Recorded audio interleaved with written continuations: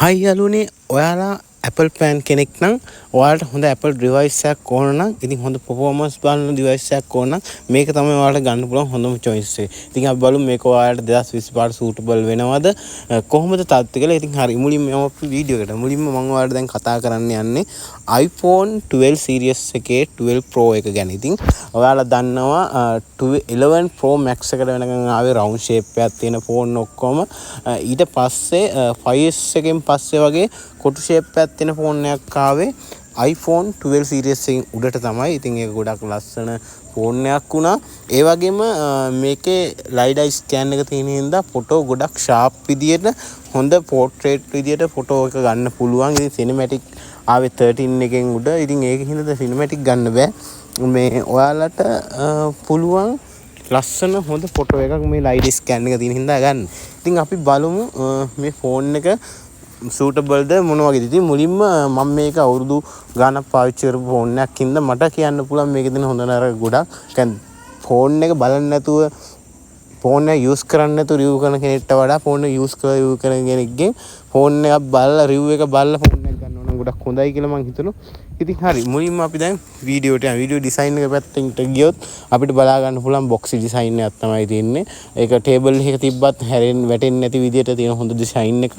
ඒ වගේම ඔයාලට බලා ගන්න පුළුවන් ඇන්ටනා බෑන්ඩ් එකක් බලා ගන්න පුළුවන්. ඔයාලට ග්ලාස් ෆ්‍රොන්ට් එකක් වගේම ග්ලාස් බෑක් එකක් බලා ගන්න පුළුවන්. ස්ටේන්ලස් ස්ටිල් ෆ්‍රේම් එකක් බලා ගන්න පුළුවන්. ඉතින් ඒ වගේම නැනෝ සිම් පහසුකම තියෙනවා. eSIM එකක් දාන්නත් පුළුවන්.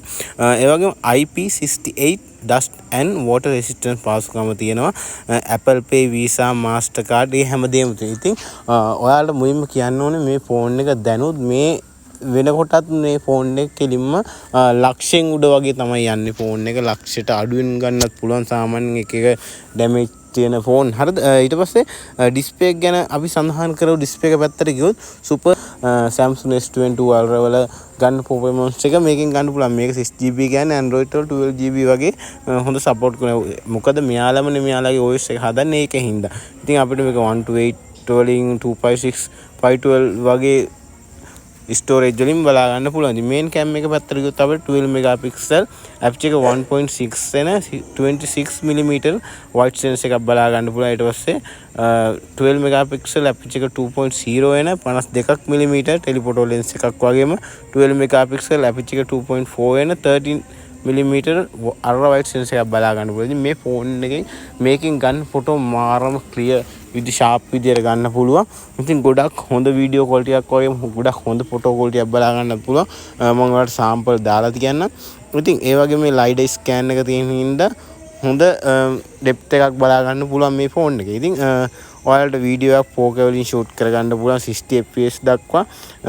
ඉතින් තව කියන්න දෙක මේ සෙල්ෆි කැම් එක පැත්තට ගියොත් 12 මෙගාපික්සල් ඇපර්චර් 2.2 වෙන 23mm වයිඩ් සෙන්ස් එකක් තමයි තියෙන්නේ. ඉතින් මේක ඔයාලට SL 3D depth ඊට පස්සේ HDR 4K ෂූට් කරගන්න පුළුවන් 60 fps දක්වා. ඉතින් ඔයාලා හිතන විදිහට මේක ඒ දවස්වල ආව වුණත් ගොඩක් හොඳ ෆෝන් එකක්. මේක ඉතින් 3.5mm jack එක ඉන්පුට් වෙන්නේ නැහැ. ඔයාලට ලයිට්නින් පෝට් එකක් තමයි තියෙන්නේ. ඉතින් ඒ වගේම මේකේ Face ID පහසුකම තියෙන්නේ. fingerprint අනම්මනක් නැහැ මේ වගේ. හොඳ කියන්නේ මාක්ස් එකක් දාගෙන හිටියත් අන්ලොක් වෙන විදිය Face ID එකක් තමයි තියෙන්නේ. දැන් තමයි අපි ෆෝන් එකේ වැදගත්ම පාර්ට් එකට යන්නේ. ඉතින් වැදගත්ම පාර්ට් එක තමයි මේ ෆෝන් එකේ තියෙන බැටරිය. ඇත්ත වශයෙන්ම සඳහන් කරොත් මට නම් මේ ෆෝන් එකේ තියෙන බැටරිය ගොඩක් මදි.